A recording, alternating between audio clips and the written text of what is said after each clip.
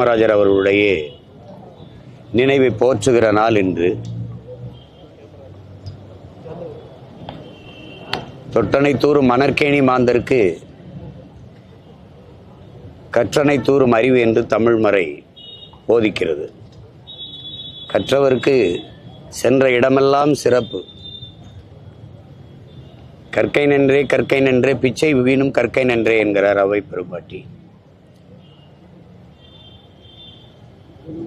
எழுத்தறிவித்தவன் இறைவனாவான் என்பது தமிழ் மொழியில் இருக்கிற தலை சிறந்த தத்துவம். அப்படி என் மண்ணின் மக்களுக்கு எழுத்தறிவித்த இறைவனாக இருக்கக்கூடிய ஐயா பெருந்தலைவர் காமராஜர் அவர்கள் ஊழல் லஞ்சமற்ற இந்த மது சாதி மத மோதல்கள் இவை ஏதுமற்ற ஒரு தூய ஆட்சியை தந்த பெருந்தகை. எண்ணற்ற ஏரிகள் குளங்கள் அணைகளை கட்டி நீர்வளத்தை பெருக்க நீர் மேலாண்மை வல்லுனர். 14,000 பள்ளிக்கூடங்களுக்கு மேலே திறந்து எல்லோரையும் படிக்க வைத்த ஏந்தல்.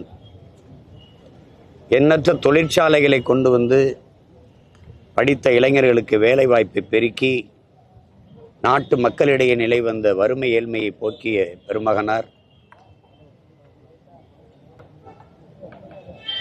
சொல்லிக்கொண்டே போகலாம், எண்ணற்ற பெருமைகள்.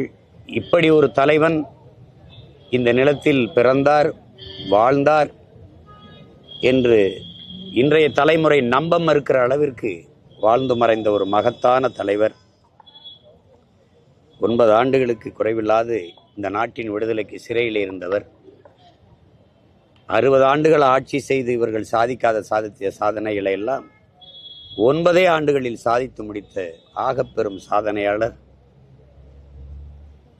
நம்முடைய தாத்தா பெருந்தலைவர் காமராஜர் அவர்களுக்கு எங்களுடைய புகழ் வணக்கத்தை செலுத்துகிறோம். எவ்வளவு உள்ள தூய்மையோடு இந்த மண்ணுக்கு மக்களுக்குமாக நேர்மையான் என்று உழைத்தாரோ, அரும்பாடு ஆற்றினாரோ, அதை போல ஊழல் லஞ்சமற்ற உண்மையும் நேர்மையுமான ஒரு எளிய நிர்வாகத்தை அவர் வழி வழியே வருகிற வீரத்தமிழ் மானத்தமிழ் பிள்ளைகள் நாங்கள் இந்த நிலத்தில் கொடுப்போம் என்கிற உறுதியை இந்நாளில் ஏற்கிறோம்.